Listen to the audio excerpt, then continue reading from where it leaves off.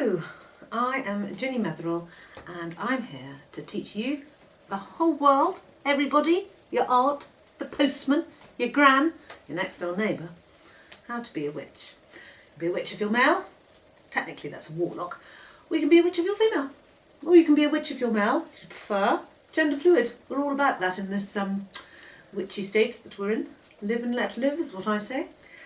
Anyway, let me tell you a bit about myself. I live in Devon, which for all those many millions of international followers and subscribers that I have, is in the southwest of England. I live in a beautiful part of the countryside. It is in a wood. I live in a house in the middle of a wood. You might be able to see it just outside the back of the window there. It's a very old house. I've got 3 children who are quite small still. Actually, one of them is approaching my height, which is a bit disconcerting. And here's a picture. I chose the skiing picture because all the children are wearing face masks and you can't see a sodding thing, but you can sort of tell it's us. Anyway, we are a happy family. The bloke in the picture is not some random that I picked up, but my husband of many years, who I love and adore. And I also have some animals. I've got 2 dogs, here they are, and some cats, one of whom's a black witch's cat, matches my broomstick. He's a bit rubbish at being a witch's cat. He's quite good at being a cat. Yeah, anyway. So if what I have been talking about is of interest and you'd like to learn more, stick with me and I'll show you. So the best place to start is obviously the easiest place to start when you're going to become a witch. And that, in my opinion, is with the pendulum. So I've got one here. This is a very pretty pendulum I bought in Germany. I have a pendulum habit. Don't tell my husband. And it's made of agate. It's very pretty. It's a bit broken. I don't know if you can see, but it's a bit broken. Pendulums never really last very well under my auspices. I tend to chuck them about a bit. I'm not quite sure why. Sometimes other people chuck them around. Anyway. And here's one that I use, which is particularly good at talking to the dead. This is a piece of Scottish marble, actually. Also slightly damaged. But a pendulum can be anything. It can be a rusty nail on a piece of cotton that you dangle from your fingers. You don't need to spend any money. Sometimes I use this necklace when I am at a loss without any pendulums to my name at the time. Anyway, so that is what we're going to learn. So pendulums give you a yes and a no answer, which means that you can drill down. It's a bit like playing that game 20 questions, if you've ever played 20 questions, you know, are you female? Do you want me to do this? You have to ask questions that have a yes or no answer. So how do you get a yes or no answer? Well, first of all, you get your pendulum. This one here, let's use the agate one because I like this one. Now, I have a particular pattern to my yes or no answers. So if I ask a question, my pendulum will swing in a particular way depending on whether it's yes or depending on whether it's no. And the way that you will find out how your pendulum swings is to ask it questions that you already know the answer to.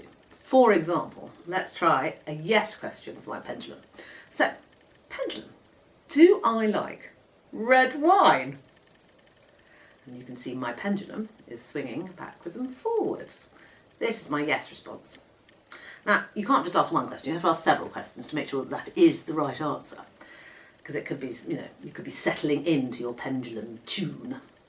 So I'd ask another question. So let me try pendulum. Do I like red wine, but am I actually allergic to it? Yeah, I'm not very good at drinking red wine. Love it, can't drink it. Here is my yes response. Now, you want to find out what your no response. It's not necessarily opposite to what the yes response is, it will be just something different. My no response happens to be a sideways movement. And again, to clarify your no response, you need to ask a question. So I'm going to ask a blatantly no question. Do I like curried kidneys? You can see my pendulum will swing backwards, or side to side rather. This is my no response. Another question is quite good. Am I male? My pendulum starts to swing. Now, when you first start asking your questions, your pendulum might move the tiniest, littlest amount that you can't actually barely see it. Well, pendulums are pretty responsive. You can ask them to give you a clearer response. So if your pendulum is just going, you don't know whether it's going backwards and forwards, round and round, up and down, left and right, ask it to give you a clear response. So pendulum, can I have a clear and big swing to the following question? Blah, blah, blah, whatever your question is. So that is how you learn to use a pendulum. So you've got your yes, whatever that is, mine's backwards and forwards, and you've got your no response, mine side to side. There's one more response you get from a pendulum, which is your maybe.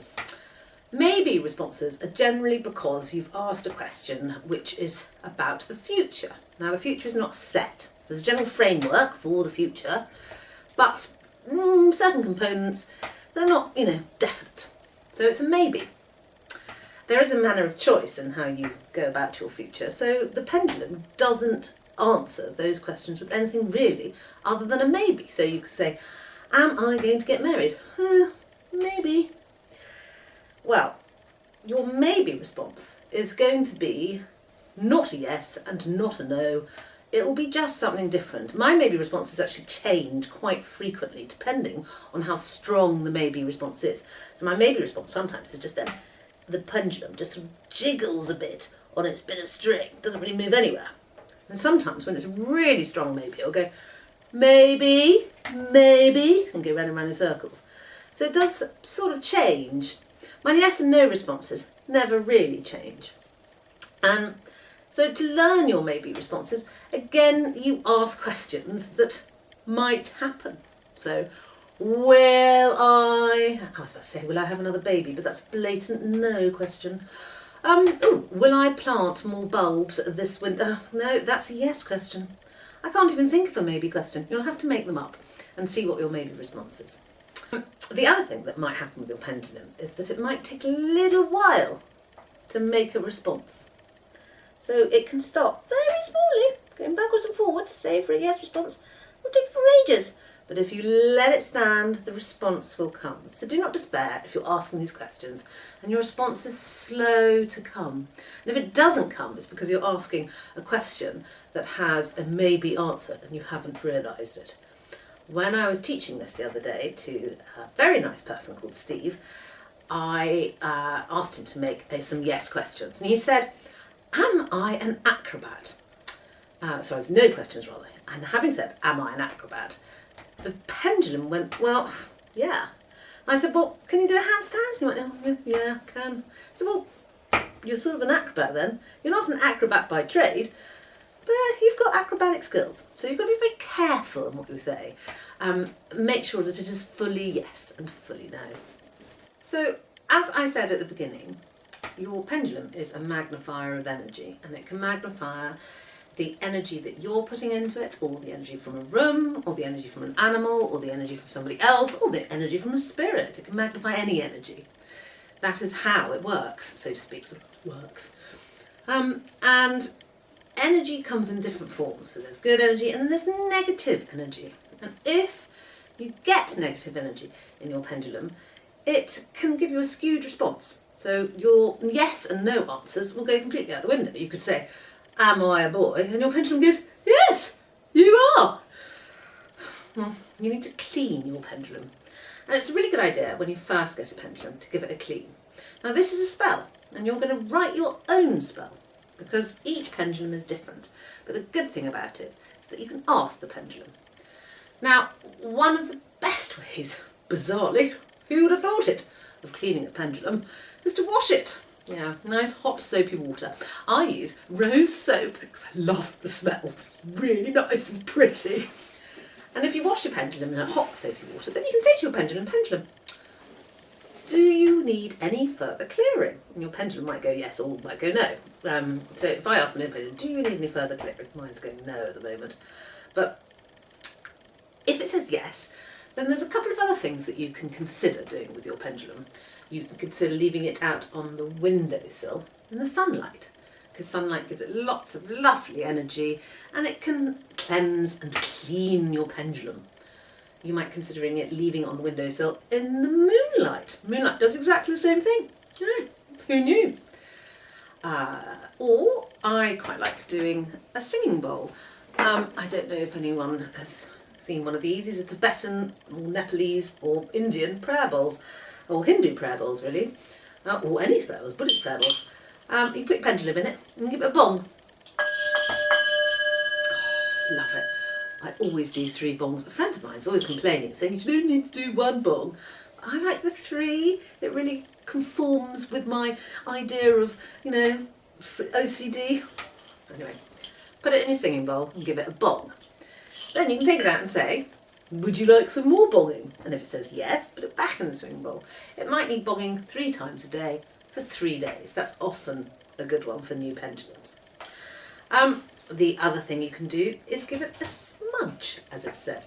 Now, I buy these from any hippy-dippy shop, and they are what's known as white sage. Listen to my cat over there, ignore. These are white sage, and you just light them, and in the smoke, you sort of waft it round the pendulum, like that, for 10 seconds or so, and that's it smudged and clear. You don't even have to use white sage. You could maybe walk around your garden and pick the plants and leaves and twigs that you have an affinity for, bunch them together, tie them up with string, hang it up to dry in the airing cupboard for a week or so, and voila, you've got your own smudge stick. But the good thing is that you should always ask. You can ask your pendulum before, so you can say, pendulum, do you think you want to wash first of all? And it'll go, yes. And they say, do you need something else after the washing? It'll go, yes. Then you can say, do you want bonging? Do you want this? Yes, no, whatever. Write it down, and that then becomes your cleaning spell for your pendulum. Lastly, I wanted to talk to you about getting your own Book of Shadows. Here's mine. It's very beautiful. Leather, nice pentacle on the front, love it. Lots of writing, as you can see. Some pictures. There might not be any in there, but there are some somewhere. It is a diary of everything that I do as a witch. And so I write down my spells in here, and there's lots of them. Yeah. Spell to heal, spell to cleanse. Most of them are spells helping people out. Oh, a spell to banish imps. Interesting. I also write down all my observations about what I've been up to as a witch, and it's a great reference point. There is also the deal that if you write something down, your words make your intent much stronger, so your spells work better by writing them down. Weird, I know, but spells are all done on intent. And this is a great way to make the intent as clear as possible. Anyway, get yourself a lovely Book of Shadows, and then you'll feel like a real witch. I want you to write down how you cleansed your pendulum and how it made you feel. That is your job for this week, or until I manage to get my next video out, which, bearing in mind that I'm very, very busy doing things like driving my children around to hockey clubs, I don't know when will be. However, if you've liked this video, in order to educate the rest of the world, please press that thumbs up button. Apparently you should do that, I don't know why. You could subscribe, and so I can show you my next lesson, which is coming out, and tell your friends. I do have a website. It's on my social media handles, which are all down below, apparently. So if you want to contact me, that's how you can do so. And I look forward to seeing you next time. Okay.